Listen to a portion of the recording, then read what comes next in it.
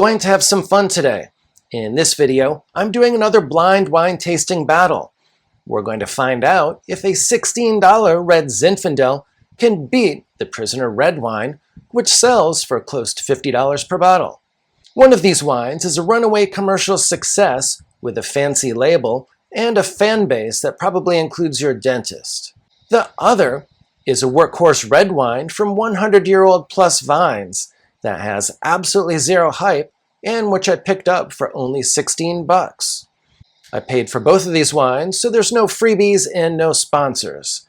Just a curiosity and a thirst for the truth that will be revealed in the glass. I'm going to start by introducing each of the competitors, and then we're going to get right into the blind tasting.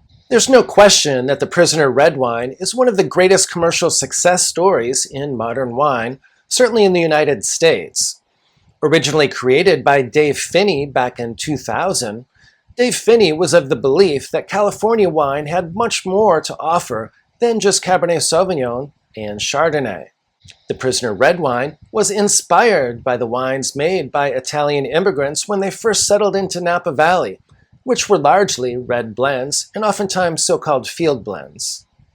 These are bold red blends that are often made from a number of different grapes. For example, the 2022 Prisoner that I'm going to be tasting today is Zinfandel dominant, but it also includes Cabernet Sauvignon, Petit Syrah, Syrah, Merlot, and Malbec. In some other vintages, they've also included the grape called Charbonneau, which is an intriguing grape that was almost extinct at one point. We don't know too much about the particular vineyard sources for the Prisoner red wine, but we do know that the fruit comes from California, and we do know that they get some of the fruit from Napa Valley, although certainly not enough to include Napa Valley on the label. The Prisoner is very much a crowd pleaser. It's known for its approachability, and it's ready to enjoy immediately. You can just pop and pour it, and there's no need to age it. The Prisoner is now owned by a large conglomerate named Constellation Brands.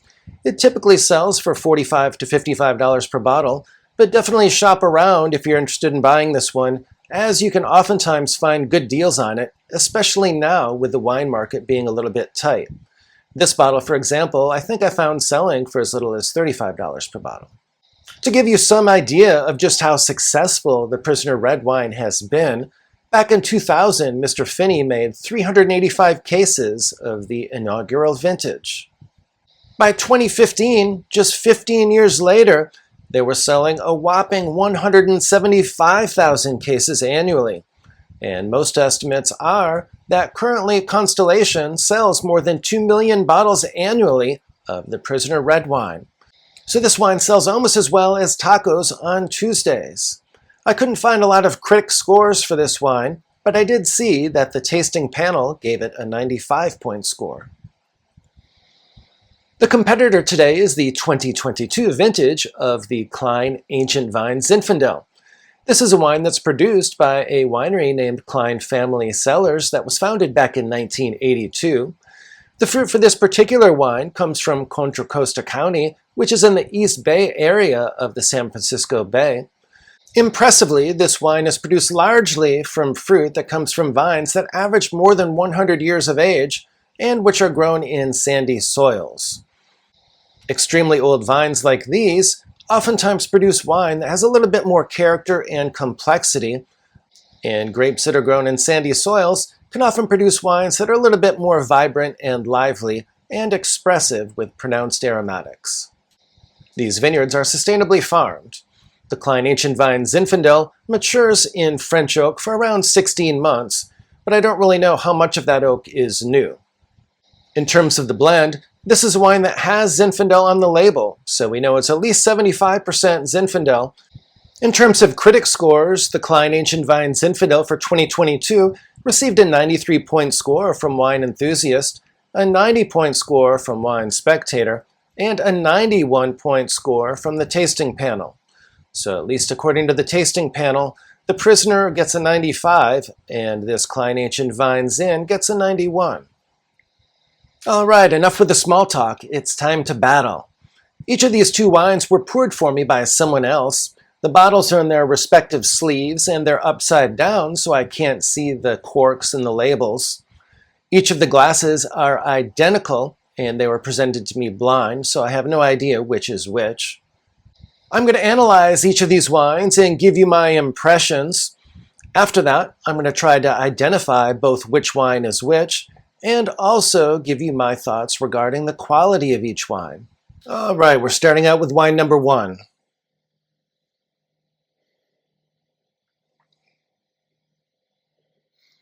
Just looking at the glass, I think wine number 1 is a little bit lighter than wine number 2.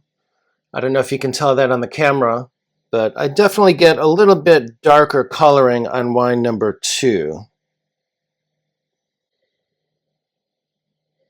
Wine number 1 definitely has more of a red fruit profile. I'm getting lots of wild berries, like wild strawberries, wild raspberries, wild cherries.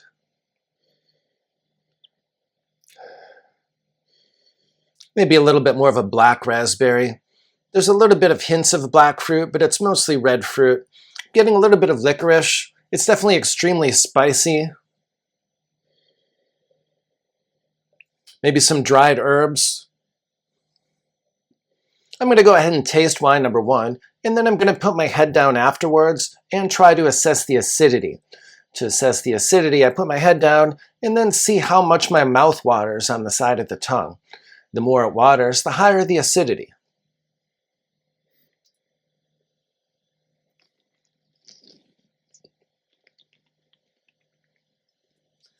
So here I think that the palate is definitely consistent with the aromas.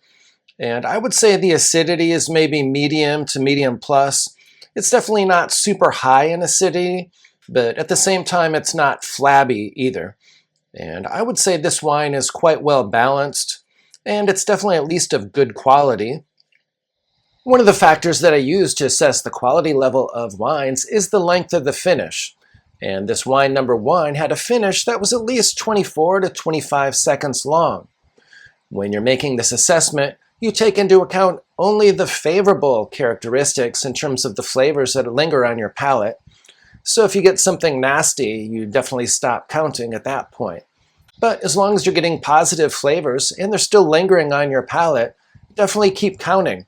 And anything more than 15 seconds is usually a pretty good wine. If you're fortunate enough to have a wine that has a finish that lasts 45 seconds to a minute or even longer, you know you're probably dealing with a world-class wine. All right, now it's time to assess wine number 2. As mentioned earlier, the color on this one is a little bit darker, and the aromatic profile seems to be a little bit darker as well, a little bit more plummy and black fruited in nature. So in addition to plum, I'm getting some dark fruit. It's a little bit hard to delineate exactly what type of dark fruit. Maybe muddled dark fruit is the best way to describe it. Also a little bit of vanilla, not a ton of vanilla, perhaps a little bit of mocha and vanilla. There's certainly some spices there as well.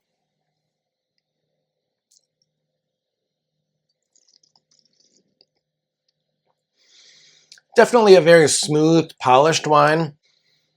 When I'm evaluating tannins for a wine, I analyze both the level of the tannins in terms of whether they're low, medium, or high, and also the nature of the tannins in terms of whether they're grippy, smooth, and so forth. With respect to wine number 2, I'm definitely getting something that's fairly low in tannins, either medium minus or perhaps low plus, and the nature of tannins is extremely smooth. This is a very polished wine with very soft, smooth tannins. Since watching me drool into a spit cup isn't the most scintillating television, I analyzed both the acidity and the length of the finish off camera, and I ended up determining that the finish for wine number 2 was probably in the 15 to 20 second range. It was definitely a little bit shorter than the finish for wine number 1, and the acidity level was probably in the medium to medium minus range. All right, now it's time for me to discuss both which wine I think is which, and also my thoughts concerning the quality of each of these wines. If you think you know which wine is which, based on my discussion so far, please let me know in the comments below. With respect to wine number 1, some of the things that I liked about it include the fact that there were some discreetly identifiable descriptors of red fruit, rather than the more muddled fruit of wine number 2. In addition, wine number 1 had a little bit more acidity and freshness, and it definitely had a longer finish as well. With respect to wine number 2, it's a wine that was pretty enjoyable right from the start with a pop-in pour. The acidity level was a little bit lower than wine number 1, and the finish was a little bit shorter. Also, the fruit was a little bit more muddled, and you couldn't identify a number of discrete descriptors like you could with wine number 1. One of the things that I've observed over the course of recording this video and tasting these wines is that the more time passes, and the more times I go back to the glass for each of these wines, I find myself reaching to wine number 1 a little bit more often due to that freshness and acidity. The other thing I'll say about wine number 2 is that certainly the more time passes, the less interesting the wine becomes. Part of this is due to the fact that I find the fruit to be a little bit cloying in terms of its sweetness. Certainly there's ripe sweet fruit for wine number 1 as well, but it's a little bit different in terms of the nature of the sweetness. For these reasons, I think that wine number 1 is the higher quality wine, and it's the wine that I would definitely give the higher score. In terms of which wine I think is which, I believe that wine number 1 is the Cline Ancient Vines Zinfandel, and that wine number 2 is the Prisoner Red wine. Wine number 1 has a little bit more complexity, and it also has a little bit more vibrancy, and it's more expressive. And so this is what I would expect with fruit that comes from very old vines in sandy soils. Also, wine number 2 is definitely darker in terms of both its flavor profile and its appearance. Certainly I would think that some of the additional grapes that are included in the Prisoner Red blend, and which may not be in the Cline Ancient Vines Zinfandel, such as Petite Syrah and Cabernet Sauvignon, would be a little bit darker, both in terms of their appearance and their flavor profile. So with that, it's time for the review. If you're interested in wine recommendations, wine collecting strategies, and learning more about wine, please do subscribe to my channel. I've been collecting wine for more than 15 years and also have a level 4 diploma from the DWSET. So I have both formal certification as well as substantial practical knowledge from the School of Hard Knocks. All right, and with that, it's time for the review. Wine number 1 is right here, and this is the Cline Ancient Vines Zinfandel, as expected.